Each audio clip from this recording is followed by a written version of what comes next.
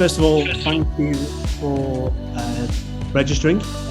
We've had record numbers for this one, which I'm assuming is due to the esteemed panel that's being represented today as opposed to myself. We're going to focus today on kind of the world of crypto, fintech, identity, and kind of how this is all kind of intermingled and merging together. And we'll talk about some predictions going forward and how the market's transitioning. We'll start off very quickly with some introductions. So myself, I have been at Prove now for nearly a couple of years. I'm responsible for the UK and Europe. I'll explain a little bit of who Prove are in a bit, because I'm conscious that there's a number of people that have registered for this that haven't attended our other webinars. But I think it's fair to say that crypto, fintech are kind of huge areas for us in terms of impact and opportunity going forward. So if I could just hand that off now to Raf, can you introduce yourself, please? Of course, sure. Thank you so much, Kieran, for having me. I'm Raf de Kimp. I'm the CEO for Fintech Week London, which we did as a new concept in a new form this year in 2021 in July. So that was quite challenging, a full week of events during the extension of the COVID restrictions. So we did the hybrid version with people on site, people online. We had about 450 people on site, 1,000 people online. And of course, crypto and fraud and digital identity were big themes throughout the conference. And I was very happy that actually one of our main sponsors was Crypto.com, and that's how I got to meet the amazing Mariana, and I'm very happy to see her again here and be in a panel with her. Thank you, Raf. That's a very nice transition to me, I guess. My name is Mariana Gospadinova. I'm the Executive Vice President of Operations of Crypto.com. Started at Crypto.com, maybe some of you know me actually as the General Manager for Europe, and then transitioned into a new role where I lead the global operations of the group. Previously, I had the pleasure of setting up the offices at Binance in Europe. And before Binance, I was part of the financial services industry for 15 years. Being a director and a C-level executive in a number of European companies. So that's very shortly for me. I do have a background in risk and operations, and I'm really happy to engage in this discussion today with Raf and with Kieran. Wonderful, thank you. And yeah, I probably should have started actually by thanking you both for helping me out here and joining us and giving your perspectives. If we could just flick to the next slide, please. Just a couple of kind of housekeeping notes that we regularly kind of let people know of. So first and foremost, any questions, by all means, enter them into the Q&A function. What we'll do is I'll attempt to keep an eye on that. And if anything that pops up that is relevant as part of the discussion, I'll make sure that it's included. But else I'll ensure that we follow up anyway. So there'll be no question unanswered. The second thing is we are recording this, so it will be available on demand in a few days. Anybody who's looking for a copy of that, for example, just let us know, but we will send that out. So like I say, a couple of housekeeping notes there. Now if we could just go on to the next slide. So today's focus is going to be the panel discussion, but like I said, I want to make sure that I just give a brief introduction as to who Prove are for a little bit of context. So apologies, don't want this to look too salesy. But if you look at Prove, we have a very straightforward concept. And our concept is based on the idea of phone-centric identity. So we recognized an opportunity a number of years ago to leverage the phone number as a method and a conduit to accessing people's representation digitally. So if you think that typically now on average, age 11 are getting their first mobile phone. So it's their first foray into that kind of digital landscape.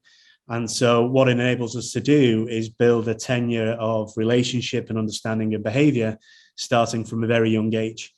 And then apply that plus other elements such as, for example, open banking methods, other data sources, to create a holistic view but like I say, very much based on the phone number as being that kind of center of somebody's world. If you could just skip to the next slide, please.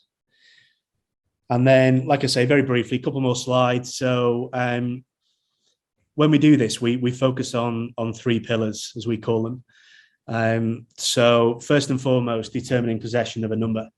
So if you look, for example, in the UK today, we're working with a number of entities, tier 1 banks and others, providing methods of possession checking that are regulatory compliant without using things like SMS and voice OTP, but still having ubiquity, should I say, to prove possession, but in essence using the networks rather than something visible to the end user. On a reputational side, very straightforward proposition. We can determine whether you can trust a phone number on a global level, using the number as an input and us determining a number of signals and behaviors. And then we effectively model that to determine a risk score, or what we call a trust score. And that's critical because it's about trust as opposed to risk. And then finally, ownership. So ownership, if you look at the concept of who owns a number at a given time, whether you can trust the ownership of a number at a given time. So it allows you to determine things like whether an account's been taken over, but it also gives you confidence as to whether you can engage with that individual and know that it's not been handed elsewhere. Prime example may be something on the lines of PSD2, where you're looking to step up authenticate. If you're using the number from the wrong account, for example, then obviously that step up isn't going to function. So very high level, but that's the concept of what we bring to market. And then finally, last slide, please. And this is it in action. So here's an onboarding journey. We've got a number of examples of this, so feel free to contact us if you want any more information. But it's as straightforward as entering a phone number. Here's an example of also entering a surname and postcode. We perform the checks and balances behind the scenes. And then in essence, the account can be registered at that point. And this is a process that a number of fintechs, crypto companies, major banks, etc., are using today, and it's growing in popularity. And a lot of that is based on the fact that it's so low risk and low friction.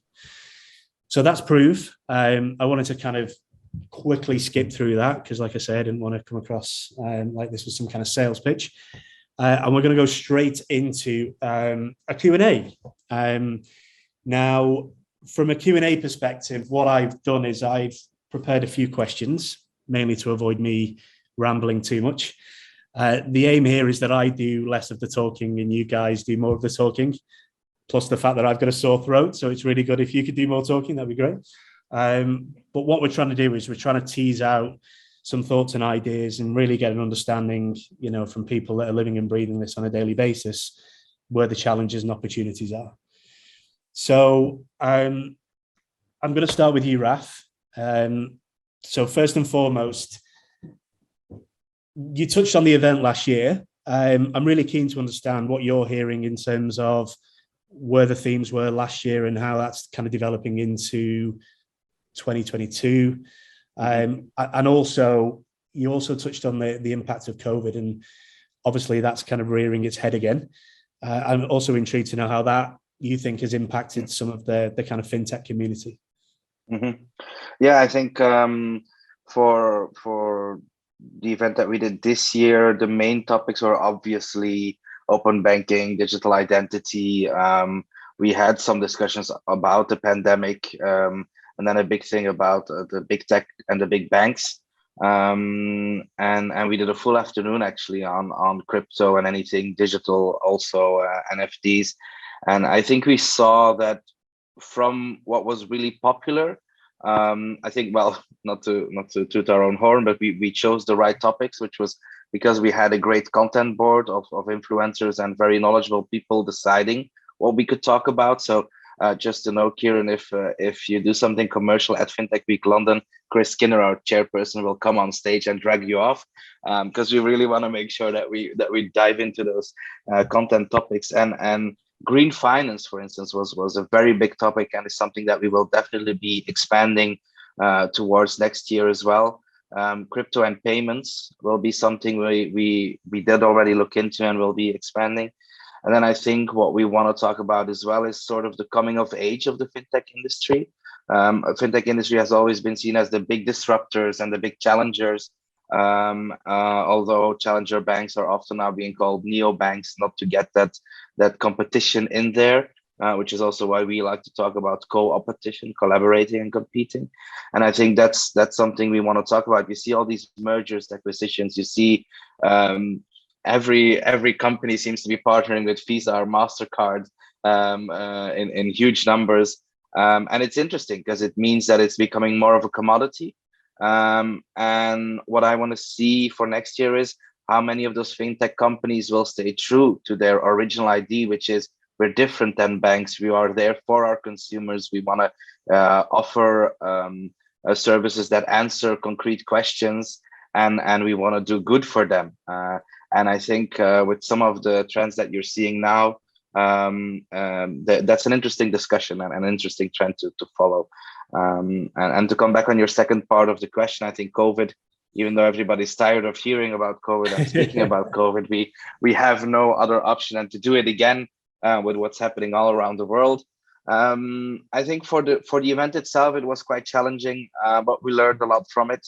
Mainly, we also learned that if you want to do full production online and on-site and offer the same quality, it's very expensive. But then I think we did succeed. I think it was a good first start. And the industry itself also, I think, reaped some benefits from what happened, because you saw a lot of digitization happening a lot faster, even in countries that weren't already very much into digital banking and digital finance. You could see people were literally locked in their house. They couldn't go out, so they had to have access to all these very basic things, which is their money, basically. And people were also looking at other sources of income and looking at investing and maybe looking at crypto more than they would have had because of the fact that they were at home and they needed to find an alternative. So I think we can go on and on about the bad things that happened, but I also think good things came of it, and I prefer to focus on those. Thank you. Yeah, me too. I'm trying to ignore this whole variant thing that's going on at the moment. So yeah, it's a nightmare, but I agree totally that it's kind of reinvigorated some of those conversations as well, hasn't it? So wonderful. Thank you, Raf. So Mariana, I was keen to hear, and again, I don't want to get fixated on COVID, but I am going to touch on it a couple more times. So from your perspective, how do you think it affected the market generally in the crypto world, but also how did it affect you from a kind of operational standpoint as well? So from a market perspective, right, what we have seen across the world, and it's something that Raf spoke about as well, the digitization actually came in with higher speed. People who were definitely not looking to invest had too much time on their hands. There was a short period of time in which certain companies that were not used to a more decentralized model or work from home model would have employees just being locked at home with nothing to do, or people quitting their job or not able to retain their job because the businesses were being shut down. So all of these people that sat all of a sudden in front of their computer, maybe watch Netflix for a week until they get totally bored and then they wanted to do something else with their time. But we definitely, from our end, what we saw is a massive increase of signups, a massive increase of interest in any crypto product that is out there. We have seen also an expansion of DeFi products. I think in the last couple of years, you would see the DeFi space growing at such a pace that right now it's more of an item than traditional centralized crypto institutions or any kind of centralized crypto products. And you would see the market cap of DeFi products increasing by the day. Granted, it is still times smaller than what centralized finance offers, but as a portion of the total blockchain projects, it gets a significant proportion and significant importance, I would say, in the ecosystem. And you would have a lot of crypto companies that were previously only touching upon centralized applications, looking into the DeFi space and either enabling the centralized applications on their networks or partnering with other companies or supporting companies to launch companies that would operate in a decentralized space. From a company perspective, it was a period where we had to learn how to do something that was not very native to the crypto industry. And crypto is a business or an industry that heavily relies on communities. And normally what you're used to do when you run a crypto business, right, is you have all of these local meetups, we would call them. You would go to every big city in every country, you would meet face to face with people who are like-minded, maybe people who are just trading on the exchange that your company offers. It doesn't matter. It could be people who are not related to your company, but just want to hear your views on the latest crypto projects. And this has been always a great way to connect with people and to get to know people in the industry. So before 2020, we, in a way, used to know each other because the crypto community was not that big as well. So when you go to the large meetups in London or in Berlin or in Amsterdam, you would meet people who would be really deep into crypto, the so-called crypto fanatics, the first ones of the adopters, right? And then all of these meetups suddenly had to be taken into a virtual space, which actually taught us quite a lot on how to manage a community entirely remotely, although communities function entirely remotely. As you know, Telegram is a very popular application where crypto fanatics would gather or they would read about the project or just in general discuss any sort of items, normally where the price of Bitcoin is going or any other coin whatsoever. But what we learned quite quickly is how do you engage entirely virtually? How do people still stay very close to you without actually ever having the possibility to come to a larger European city or a US city and have a face-to-face discussion? How do you incentivize people still without, giving away swag and winning baseball caps and whatnot at these meetups, and still be part of that community and still keep people very engaged? And we learned that very quickly. Another thing is crypto never ever sleeps, right? And crypto companies have the tendency to not sleep as well. What we do is really running 24/7 operations, not just from a customer support perspective, but pretty much from all operations perspective. And this gave us a possibility to utilize our time at a maximum capacity in a way. Personally, I have never been more productive in my life simply because I was locked at home. And there was not much to do than just do a good job and do more of my job. And it was also the period of time when I actually just joined Crypto.com. So it was really interesting for me because it was a learning curve as well, joining a new business that was just beginning to grow. So it really gave us a different perspective of how to engage with regulators. Regulators are typically very much facing you face to face, right? They don't want to call you. They don't want virtual meetings. Everything all of a sudden became a little bit easier because meetings between members of a team that would sit in different continents became apparently very easy to set up because nobody had to travel across the ocean just to be able to meet with the local regulator. It definitely sped up the process of even, I would say, getting licenses with all the paper that has been exchanged over and over. It had a positive impact. Unfortunately, I know brick and mortar businesses have been crushed by the pandemic, and that's very sad to see. But on the contrary, digital businesses really became more powerful and came out as winners from the pandemic. Fantastic, thank you. I must admit, and I don't like kind of reveling it either, but I mean, it's created additional opportunity for ourselves as well, because obviously that requirement to verify identities remotely, etc., is just, it's kind of been expedited. So yeah, all makes sense. I'm going to move on from COVID before I go insane. So focusing a little bit more on kind of crypto fintech identity specifically. So Raf, I'm going to come to you. I've got a question here. This is a bit of a kind of personal thing, actually. So do you think there is enough awareness of I keep using the word kind of crypto, but do you think there's enough awareness in the wider public domain around what it is, the opportunity around it, just fundamentally the understanding of kind of how it hangs together and that type of thing and how it's disrupting things? Do you think there's a fair grasp of that? And I'm going to use the UK as an example. Honestly, I think there is. I think if you would have asked me this question 2 years ago, I probably would have answered completely different. So things did change. A part of that is also companies like Crypto.com showing up everywhere, right? They have stadiums and then they're in Formula One. So that shows, but I think it shows that it's everywhere because it is in sports, it is out there. And it's not only the brands, but it's also the topics. I mean, just a small anecdote here. When I was traveling to the US lately, last month, I had to go through TSA, and I said I was going to Money 2020, and all of a sudden I got all of these questions on, oh, so you know a lot about Bitcoin, and what is it, and would it be a good moment to invest? And where I thought I was initially just really checking if I was really going there for it, it was actually turning into free investment advice. So I think it's everywhere, and I think that's a good thing. I think people are getting to know it.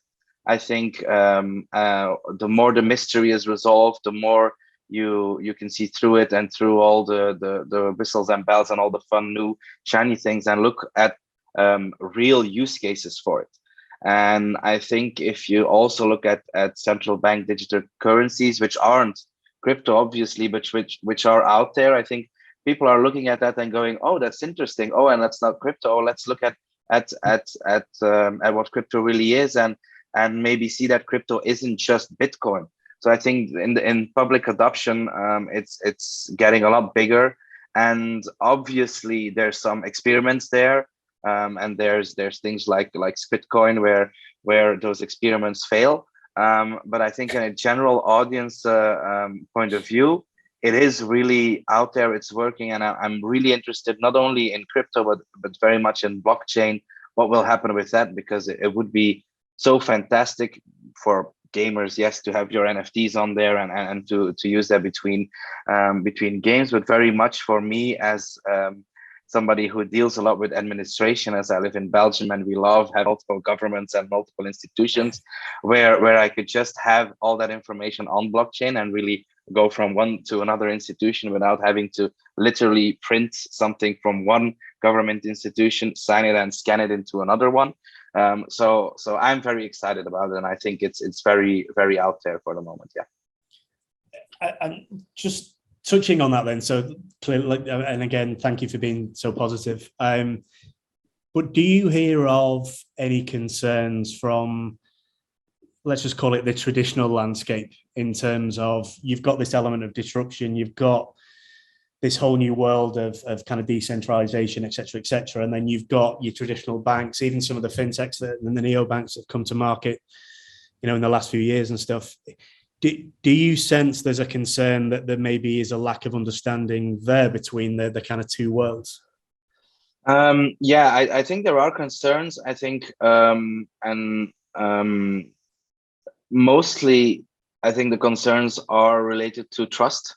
I think trust is a big issue, and that brings us very much to what we're discussing here as well, fraud and identity. I think it's not only about the identity of the person that is using your services, it's also about you as a company and your identity.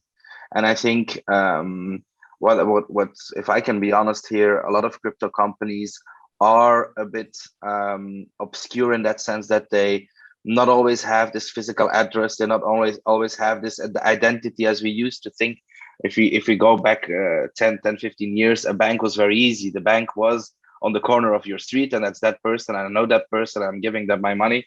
Obviously, some of them also ran off with the money, so not really a fraud-proof model.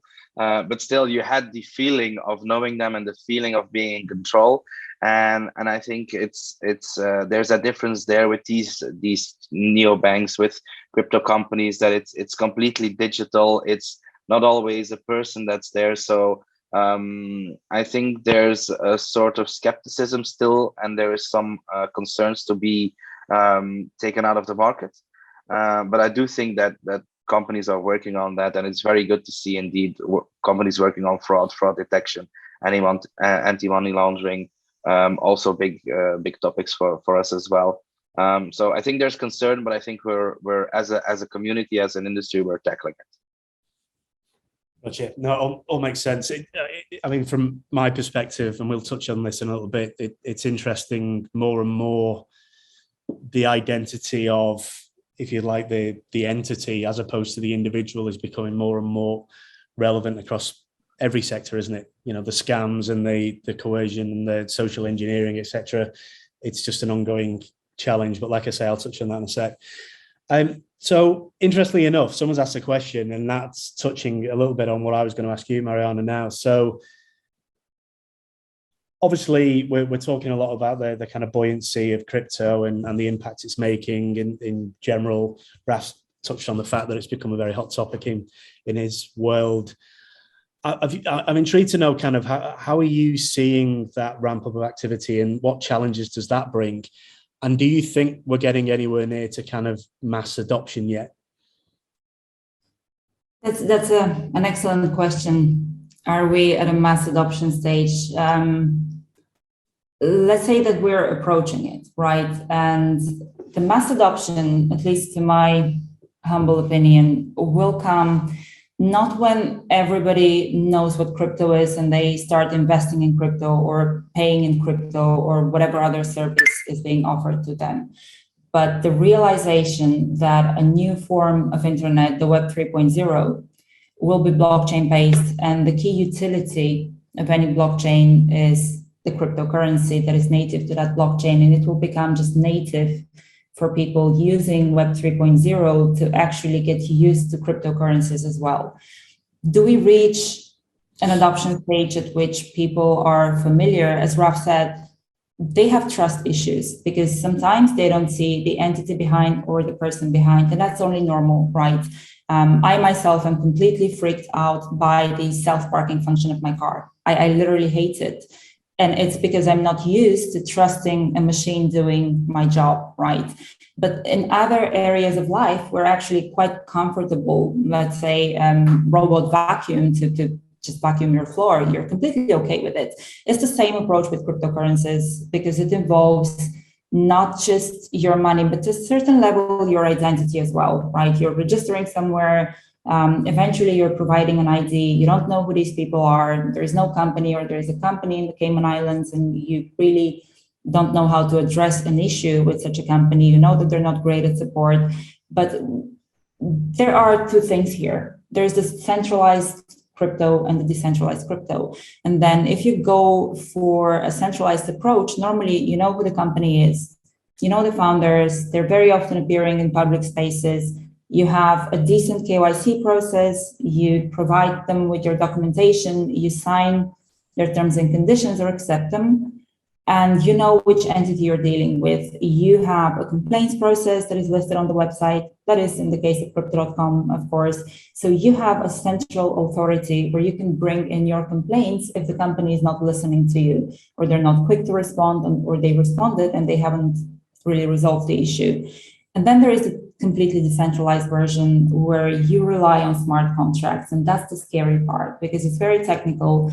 The setting up of your MetaMask wallet, the network that your wallet is going to run onto, the governance tokens, do you swap tokens for LPs? What do you do? How do you join liquidity pools? How do you make use of that loan that you can take from a decentralized application? Do you trust anyone? Is there anyone at all that can help you? No, there isn't. It's completely governed by the decentralized application and by whatever code has been written before that application went live. So yes, it is confusing, and that's why I don't think mass adoption is there yet. Sure, Matt Damon, for example, helped a lot, and I'm very thankful to him becoming the face of crypto.com, but it's not just that. Yes, certainly, if people see more familiar advertising, they would join certain companies, whether it's crypto.com or anybody else, it doesn't matter. The end goal is that we bring anyone the comfort of actually transacting in crypto, even if they don't realize it, even if it's part of the utility of a Web 3.0 network. Fantastic. And incidentally, just had another question saying, in years, where do you, is there a kind of prediction that you have in terms of the tipping point? I mean, do you think it's around the corner, or are we still a number of years away? We are definitely a number of years away, right? And I can see it even by our customers. I can see a lot of misunderstanding in customers. Why did they join? What are their expectations? How do they manage the account that they have? How do they manage their identity? How do they make sure that they don't fall a victim of certain scams that are running in the internet? There is a lot of education to be done. And I think until the underlying technology changes and you're forced, just as much as we weren't used to the internet, right? For me in 1994, the internet was the internet relay chat. I don't know, I'm sure we're the same age probably, so you remember the IRL, right? This was the internet, the whole internet for me. And the fact that I could exchange pictures over the course of 1 hour, downloading a single picture. So this was fascinating.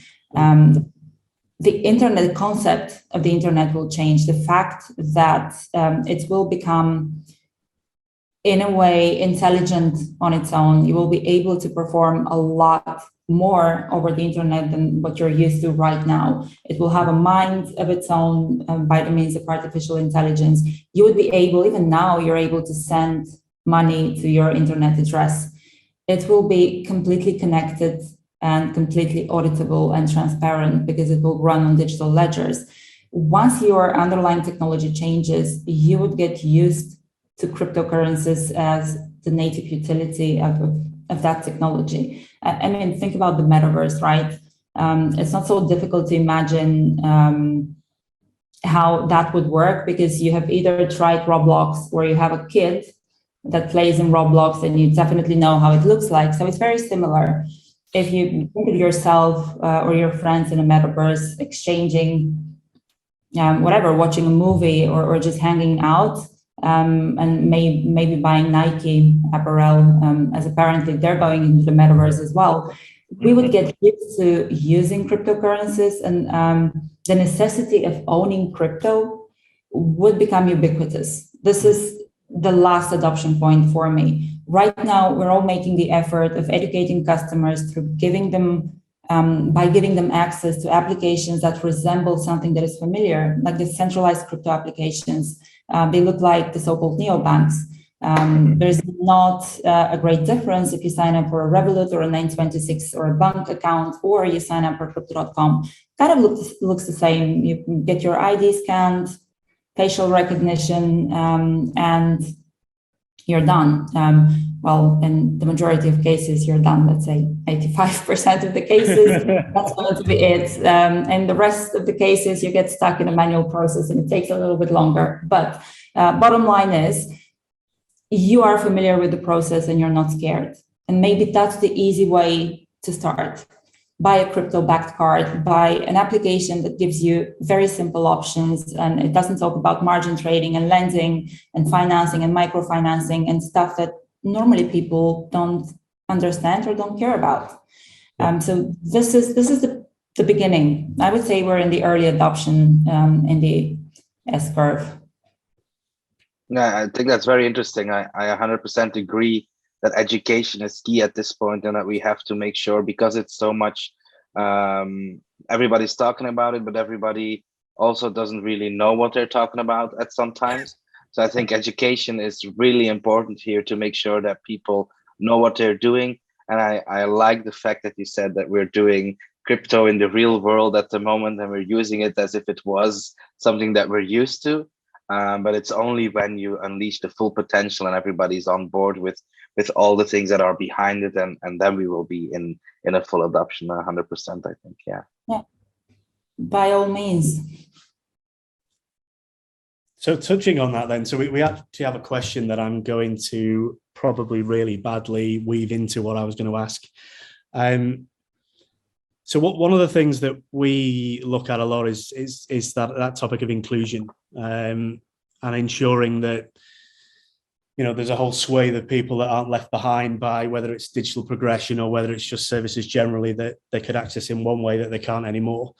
That's one of the reasons that we leverage the phone number as being that kind of ubiquitous element that I can't remember the latest numbers, but there's 7+ billion devices out there with X number of numbers. So, pretty much it's as close to you get as being a level of ubiquitous engagement.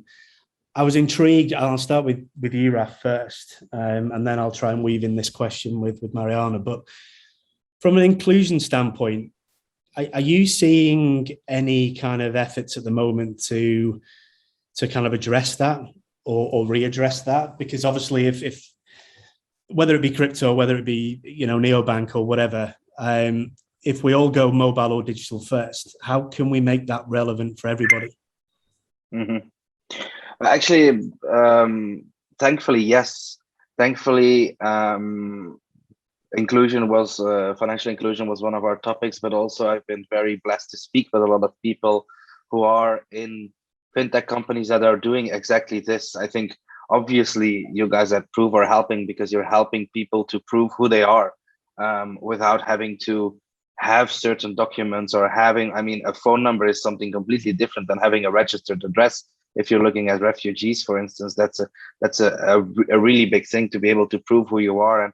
And actually yesterday I was at the Fintech Finance Awards, and I was lucky enough to sit at a table with Nina Mohanty, who is starting a new fintech called Blue Money, and they are really targeting small communities that are unbanked at the moment to help them to get banked and to learn from their behavior and to see what they are doing, and to actually, based on that, develop their app even further. And there's other founders looking at how can we make sure that people who don't have regular access to, let's say the traditional banks, how can we give them access to finance or fintech or a broad scale of ways to maybe even just prove their identity to find a job. I think a really cool concept I spoke with recently was also looking at how can you prove who you are and prove your track record of where you've been working. If you, for instance, are a refugee and you get transported to another continent, another part of the world where your degrees don't matter and where you also don't have that much to prove, but still you have Facebook, you have LinkedIn, all of that's been there for years. So probably it's for real. Your experience has been in there for years. So how can you use this to prove who you are? So I think luckily the fintech industry is very much working on making sure that or trying to make sure that nobody gets left behind. Obviously, there's people who fall through the cracks, and that's very that's a pity. And we need a lot of work still on diversity in the fintech industry, in the banking industry. But I do feel like everybody's making a conscious effort. And I think that's a very good first step. Fantastic. Cheers, Raf. You made me think of a couple of things there, which I'll pick up on in a second. So, Mariana, so the way I see the kind of crypto world, if you like, is that barriers to entry are, let's just say, it supports an easier accessibility than maybe the more traditional banking finance world. First of all, is that fair to say? But secondly, how does that impact you in terms of kind of onboarding customers? Do you find that you have specific challenges or challenges that are kind of associated to a certain demographic maybe that is predominant in the crypto world? I'm going to take a step back and talk about the crypto industry as a whole. So I think in the beginning, where the bigger companies like Kraken and the likes, and some that don't exist anymore, when they started with the appeal of we're going to offer financial inclusion to everybody, this was a very naive statement. Why? Because they were simply centralized exchanges, right? And centralized exchanges, whether they like it or not, became subject to certain regulations and to certain rules. So the promise that you're offering inclusion and that you're different than the banks or than any fintechs proved to be very incorrect. With time, we learned that, sure, inclusion comes at the cost of regulators then scrutinizing your work and making sure that you cannot service the world, but you can service only the countries and only the type of persons that you would normally service if you were a fintech. And as we all know, because we come from that industry, this is a very limited and very privileged number of people, and these are the already banked. At very rare instances, your company can focus on a certain segment of the population, like refugees, and you can offer a solution with the understanding of a regulator that this is your business model, and this is why you're resorting to different types of identity verification, of status verification, source of wealth, source of funds, etc., etc. This, however, is still the decentralized world, right? The decentralized world does not have any barriers to entry. It's permissionless. You don't need anybody's permission to sign up. You can just create a DeFi wallet, and then you can be a participant to that network. But to create a DeFi wallet, to actually pay the right now really hefty fees. If you're doing it on a network such as the Ethereum network, obviously it's almost impossible to pay the fees of any transfer. You can still participate into the decentralized financial world, but you still need the financial means to do that, right? So you either need to have native cryptocurrency, or you need to have fiat currencies that you can top up into your DeFi wallet, which means you need to have a credit card. So this brings you back to the privileged pool of people who can use these applications. The launch of certain blockchain projects and exchanges in continents, for example, like Africa, have been very successful for a short while, but the behavior that I have seen so far is these are micro transactions powered by, particularly in Africa, powered by the providers of mobile networks.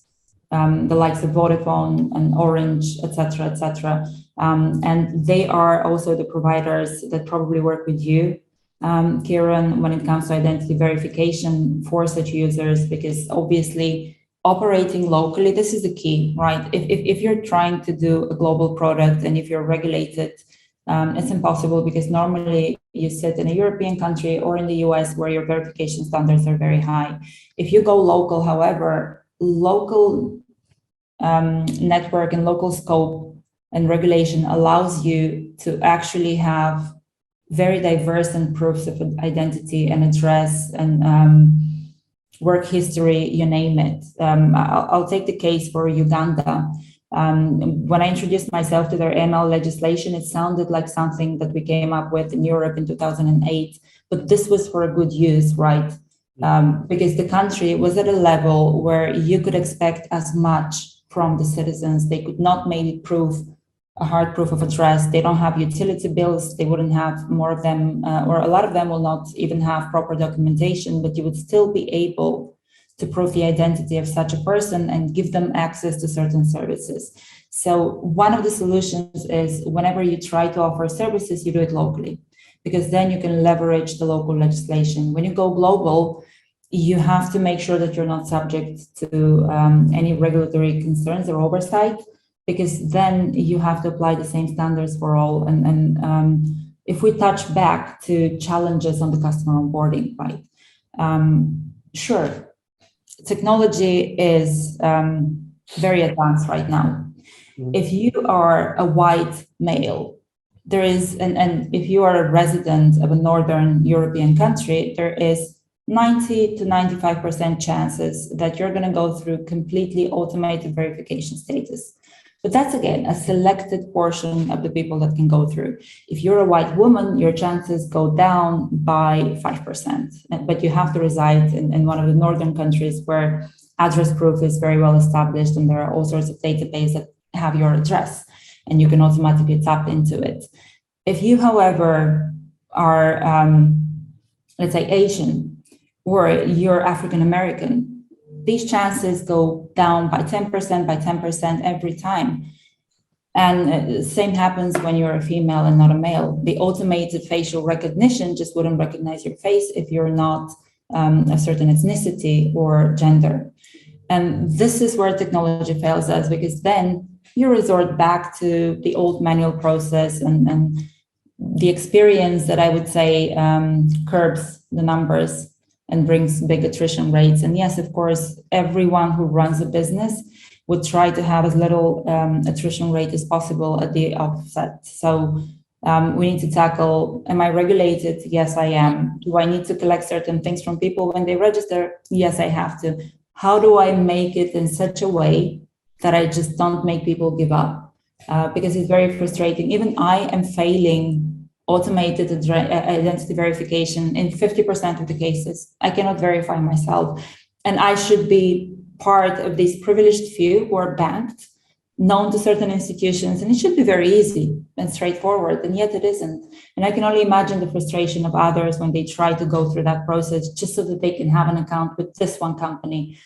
Of course, they're not going to go through the whole process, or they're going to give up because there are tens of others that offer a similar service, and they're going to go somewhere else and maybe try to go through their automated process.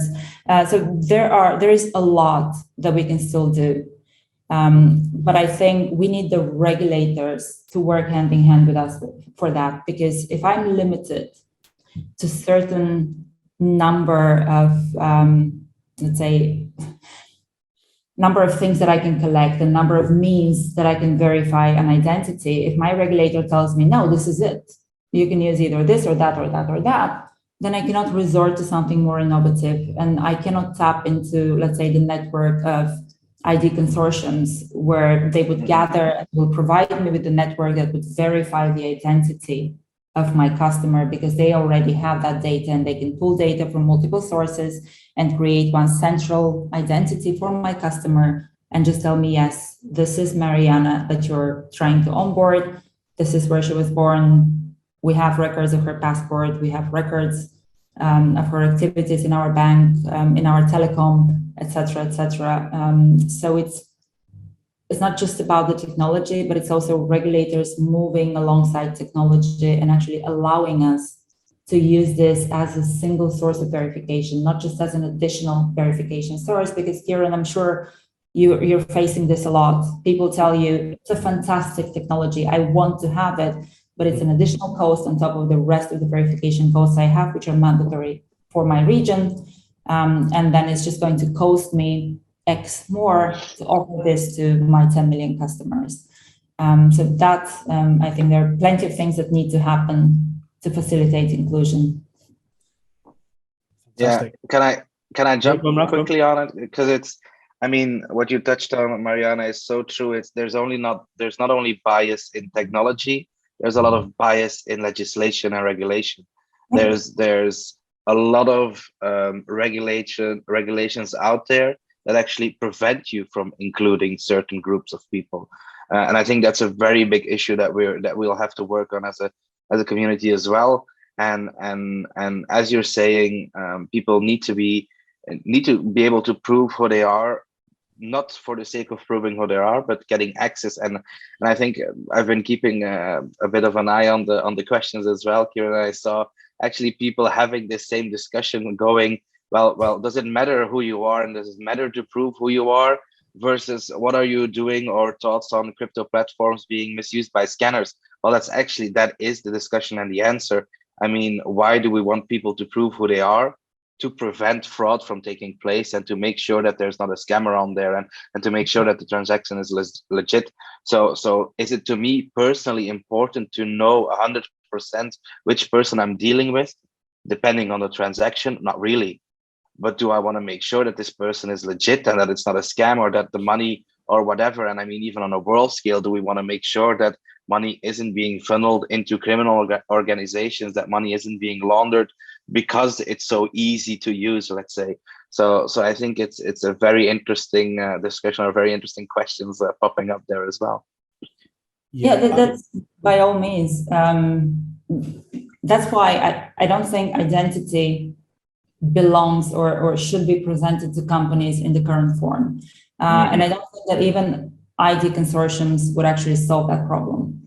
I really think what it all boils down to is you owning your identity, meaning as much as you own your history, your Facebook activity, your LinkedIn, whatever it is, if you have a digital identity token that you share and is governed by what you want to do with your identity. If I want to give it to the hospital to process me as a patient, sure. And you have access to all my medical information, then you would have access to all my banking information. And eventually everyone you give this information to, or majority of the companies that give you free service for it, they just sell it to anybody else and you have no profit from this. How do I liquidate my identity, and how do I make sure that not only do I tell you this is what you can use and this is what you can't, but if you sell it, this is what I'm getting out of it. Right. And this is you pay me back. So whenever you sell my data, when I'm not on Facebook, but let's say LinkedIn, when LinkedIn sells my data, I hope Reid Hoffman is not listening to that. I don't think it's data.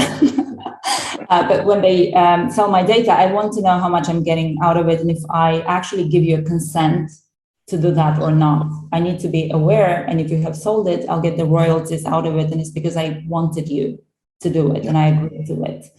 So the final point of entering into Web 3.0 is actually owning your identity as well. As much as you own your private keys on a DeFi wallet, you should be owning your identity key, and you should be deciding whom do you share it with. Granted, industry is going to be heavily regulated, so you cannot just choose not to give it to your bank, but then you can choose how this is used, and you can choose for how long do they have access to it and who has access to it, and not just me giving them a copy of my ID card and then it sits on somebody's desk for ages before they file it somewhere. So there's a point of that as well, and this could be the ultimate end game. Thank you. I was contemplating then just sitting back and listening to you for another 10 minutes, but then I was conscious that we've only got 7 minutes left. Right, what I'm going to do now, a quick whirlwind, instead of the 3 or 4 questions I'm going to ask, because actually you touched on some of those anyways, you went through. So I'm going to ask a couple of the questions that's come through from the audience, but first of all, just to wrap up something that I wanted to ask around. So, in fact, there's another thing I wanted to mention. First of all, if anyone's interested in some of the stuff that we've done with the crypto companies, we've got a couple of case studies on our website with Binance US and Paxful. Feel free to download and have a look and see how we've impacted on that. Moving that to one side for a second. So, Mariana, very straightforward question. How, kind of crystal ball moment, I guess. What do you see the role of kind of crypto? I say straightforward question, it's not really, but what do you see the role of crypto.com going forward? Where do you see them playing a role? I think we're going to have a key central role as a builder of Web 3.0. We created an ecosystem that comprises of centralized and decentralized applications. We have just launched our own decentralized blockchain, the Kronos network, and we plan to enter the decentralized space with it and power Web 3.0. As you know, we are also rather big in the NFT space as well, by launching our own NFT platform, and we're leveraging all those fancy artists and famous personalities that we're working with to create their own personal NFTs, apart from all the creators that we accept separately on the platform. And there is the easy to understand centralized solution, something that anyone can start with, and anyone can register and understand how crypto works, to incentivize them to move to the more complex and more decentralized products. And just one very quick follow-on. So a nod to June, who I think may even be in the audience, one of our guys. So he was asking, and I'm not going to profess to be an expert in this, but do you have any opinion on the DAOs and some of the interesting stuff that's coming out? And I think it was legitimized in Wyoming, I think I read. Is that something that's very much on your radar? So DAOs there are 2 schools here, right? There are the guys like Mark Cuban who would say that DAOs are the new LLCs, and they're going to replace corporations because of the transparency of the organization, the consensus mechanism, and the fact that you can govern how decisions are taken, and this governance decision and the governance can be audited on a ledger, right? Then there is the other school that says, well, these are organizations that not always work out, depending on the purpose of the DAO. You can have the token actually going to zero. I mean, there's a recent case of the Constitution DAO, right? The DAO that attempted to purchase a copy of the Constitution and they failed. So depending on the purpose and the type of mechanism that you have coded in your governance token, it may or may not have a purpose, it may or may not exist, but the mere idea that you have a community-driven entity that is able to take collective decisions and that is able to pull collective funds is very enticing. It's something that I think will change the industry forever, and it's native to the decentralized network, and it actually sits within the core of a decentralized network. Whether this would be the new form of creating entities, I'll circle back to what Raf said.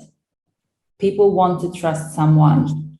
Yeah. And when they're not part of that community, there is still this distrust and the lack of a regulator or a single authority, if you wish, to which you can complain when things don't go the way you're expecting. Right. We've got 2 minutes. There's no way on earth I'm getting through the 15 questions. I think there's about 10 I've left unanswered. So we'll follow up on those. So apologies. That's 100% my fault. Too much information, and thank you for that anyway. Raf, I'm going to finish with you. So first of all, by all means, use this opportunity to give a little plug for your event. Obviously, I was waiting for it. Yes. And again, a big thank you to everyone who's registered, etc., because I'm conscious we'll run out of time now. But identity specifically, hearing things like green banking, obviously the crypto explosion that continues to happen, there's always a role for that understanding of who's doing what or who should be doing what, etc., etc. Is that mean that it's still going to maintain a large role in the event next year and forthcoming? Definitely. I think we'll be doing Fintech Week London again next year. We'll be doing it in July, the 11th until the 16th, with the conference on the 11th and the 12th in London. So everybody's very much invited. I hope by then everybody can travel and be there physically.